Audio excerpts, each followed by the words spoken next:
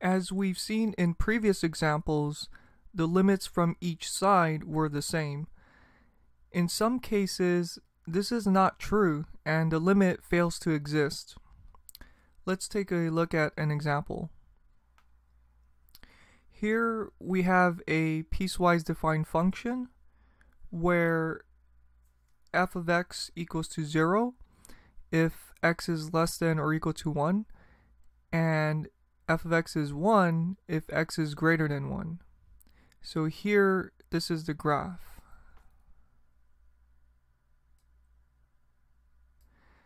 Since x is strictly bigger than 1, we have a horizontal line at 1 where x is greater than 1. But we have an open hole here because x is strictly greater than 1. Now, if x is less than or equal to 1, we get 0. And that's why we have this horizontal line here. And a solid dot at x equals to 1.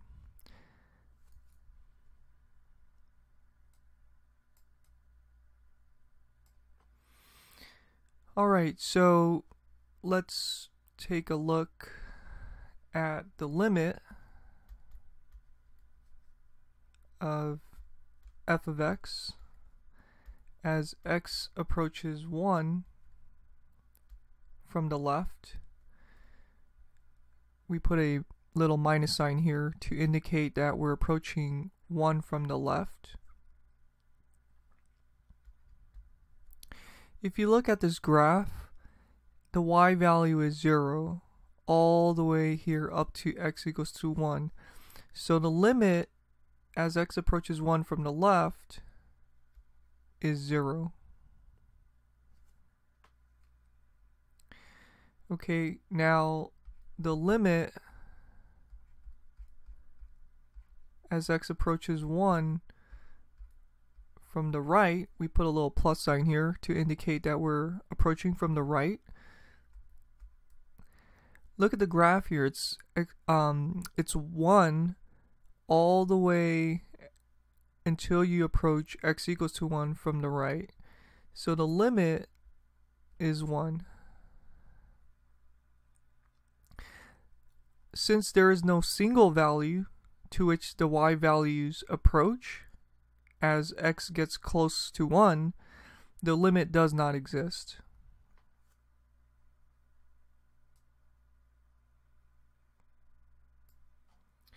Okay, let's take a look at another example. Let's say we have this piecewise defined function. If x is less than 0, we have negative x. So that's this red line here.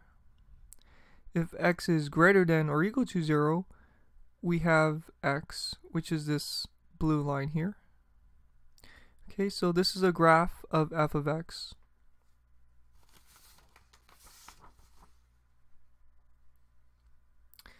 Let's take a look at the limit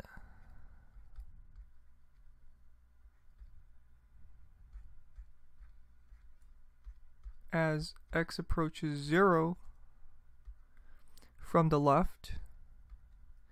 Okay, if you follow this red line, well, the y values are approaching 0.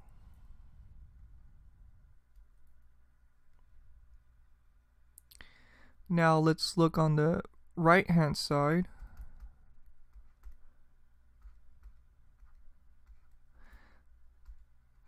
The limit as x approaches 0 from the right,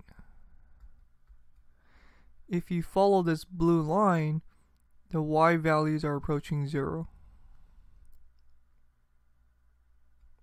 Okay, so the limit from the right is also 0.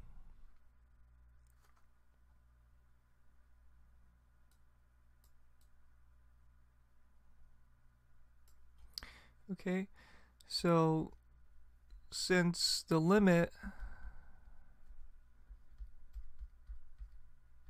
as x approaches 0 from the left equals the limit as x approaches 0 from the right, the limit exists. The limit of f of x x approaching 0 exists. Okay, and furthermore, we know what the limit is. It's 0.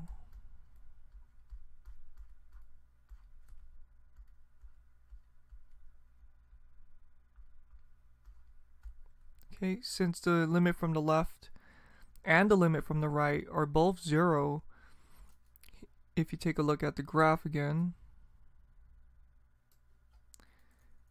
the limit from the left and the limit from the right, they're both 0, so the limit is 0.